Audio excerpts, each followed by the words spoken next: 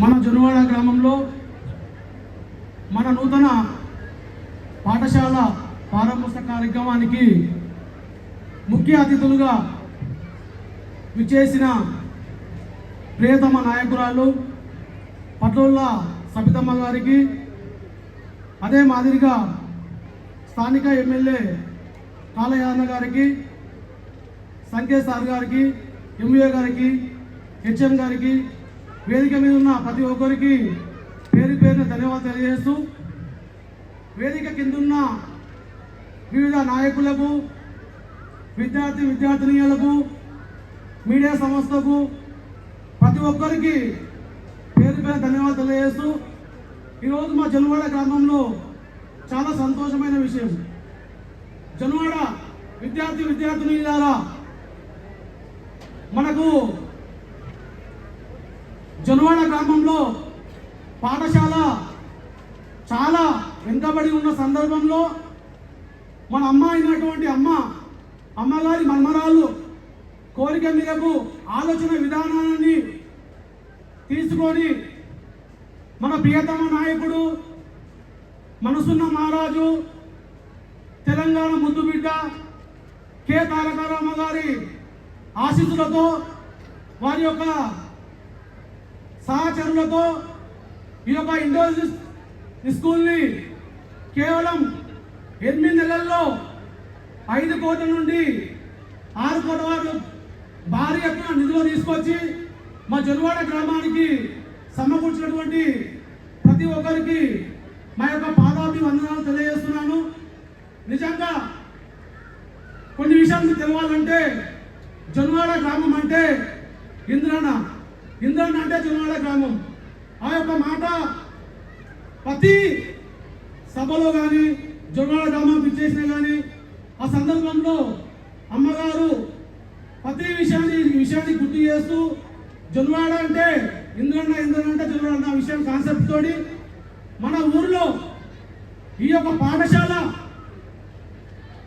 నిర్మాణానికి పూర్తి బాధ్యత వహించి పూర్తి చేసిన వారికి ప్రత్యేక ధన్యవాదాలు తెలియజేస్తూ, ఇక్కడ జొన్నవాడ గ్రామంలో నేను ఇక్కడ సందర్శించిన తర్వాత హెచ్ఎం గారిని, వివిధ టీచర్లను, ఊరు నాయకులతో మాట్లాడిన తర్వాత నాకు తెలిసిన విషయాలు ఏంటంటే, మొత్తం ఇక్కడ చదువుతున్న పిల్లలు 462 మంది చదువుతున్నారు.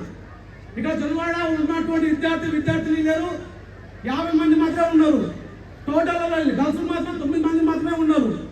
ఎందుకు, ఏంటి నా లోపం అన్న కాన్సెప్ట్తో ఆలోచన చేస్తే, ఇప్పుడు అమ్మాయి చెప్పింది, ఏమున్నా నా బిడ్డని మంచి చదువు చదివించుకోవాలి, నేను ఒక పూట పస్తులు ఉన్నా పర్వాలేదు, నా పిల్లలు బాగుండాలన్న కాన్సెప్ట్ తోటి మన పిల్లలను తీసుకొని ప్రైవేట్ పాఠశాలల్లో మనం చదివిస్తున్నాం.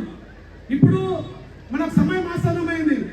ఇక మీద దానికి తావీయకుండా మన ఫేజ్ 1లో 6 కోట్ల రూపాయలతోటి ఈ యొక్క అద్భుతమైన పాఠశాలను నిర్మించి ఫేజ్ 2లో ఇక్కడ కూర్చున్నటువంటి దీనికి శంకుస్థాపన చేస్తామని ముందుకు వస్తున్నటువంటి వాళ్ళకి, ఫేజ్ 3 దానికోసం ముందుకు వస్తున్నటువంటి వాళ్ళకి, వాళ్ళు ఉండడానికి అన్ని విధాలుగా ఒక ప్రైవేట్ పాఠశాలకు ధీటుగా మన ప్రభుత్వ పాఠశాల ముందుకు వస్తున్నందుకు వివిధ నాయకులకు కానీ, అమ్మకు కానీ ప్రతి ఒక్కరి పేరు పేరు ధన్యవాదాలు తెలియజేస్తూ, ఇక మీదట జొన్నవాడ గ్రామంలో అమ్మ కోరిక మేరకు, పిలుపు మేరకు మన పిల్లలు రాపోవడానికి సైకిళ్ళు మనకి ఇక్కడ లేవు కాబట్టి, అమ్మగారి కోరిక మేరకు, అమ్మ మాట ప్రకారం సైకిల్ మేము సమకూర్చాము.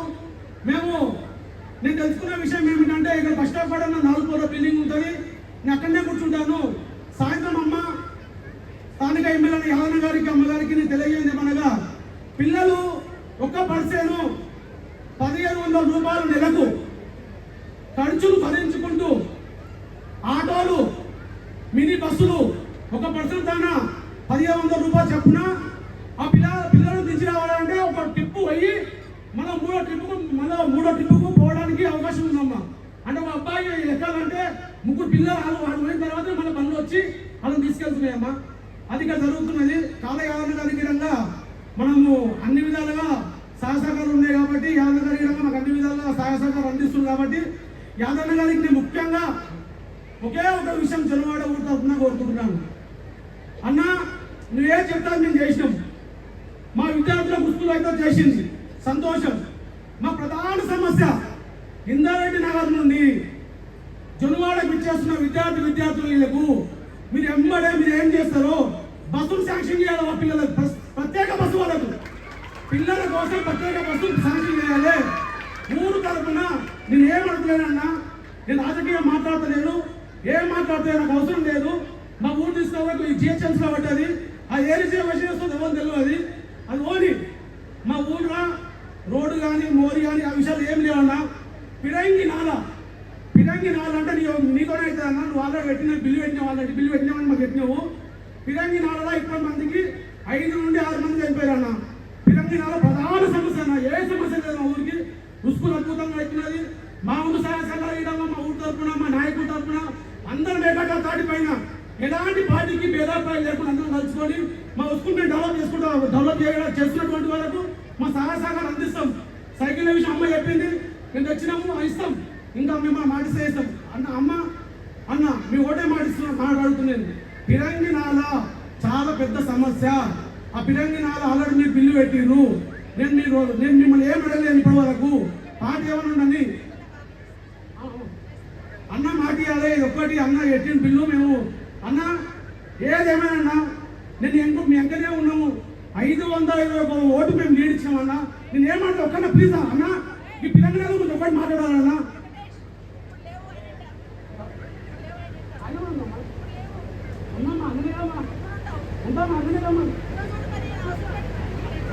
అన్నయ్య అన్న ఒక ముచ్చట మాట్లాడాలి దీని గురించి. పిరంగినాల గురించి సపోర్ట్ అంతా పిరంగినాల 10 మంది స్కూల్ బస్సుల కోసం బస్సులు కావాలా అవుతా మనకు కావాలా అవుతా. జై కేటీఆర్, జై కేటీఆర్. సబితమ్మ నాయకత్వం, సబితమ్మ నాయకత్వం, యాదన్న నాయకత్వం, యాదన్న నాయకత్వం.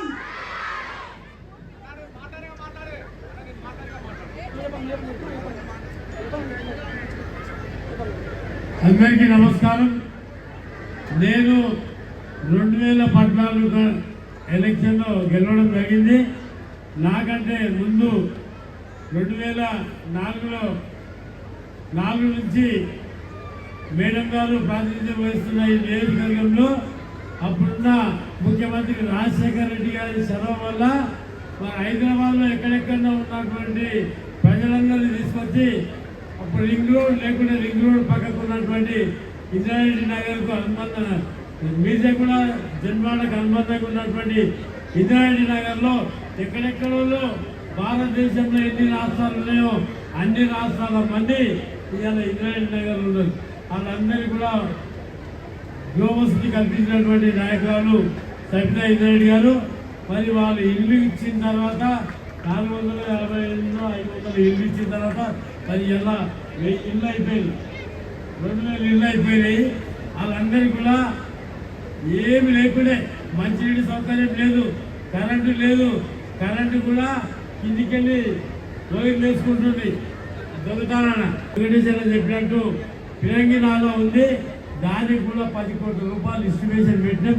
తప్పకుండా జన్వాడ నుంచి మరి ఎస్టీపీలు కూడా శాంక్షన్ చేయించాం. ఎస్టీపీలు కూడా కన్స్ట్రక్షన్ అయిపోతున్నాయి. ఎస్టీపీలకు ఈ ఏదైతే జన్వాడ నుంచి ఇంద్రారెడ్డి నగర్ నుంచి వచ్చేటటువంటి మురుగునీటిని అంతా కూడా ఎస్టీపీలో కనెక్ట్ చేసేదానికి అవకాశం ఉంది. తప్పకుండా కల్పిస్తాం. ఇవాళ 10 కోట్లు ఎస్టిమేషన్ అయింది. తప్పకుండా ఈ యొక్క పిరంగి నాలను నిర్మించడానికి శాయశక్తిలో ప్రయత్నం చేస్తాం. బస్ సౌకర్యం కూడా మరి ఇంద్రారెడ్డి నగర్ వరకు బస్ సౌకర్యం కూడా కల్పించడానికి శాయశక్తిలో ప్రయత్నం చేస్తాం.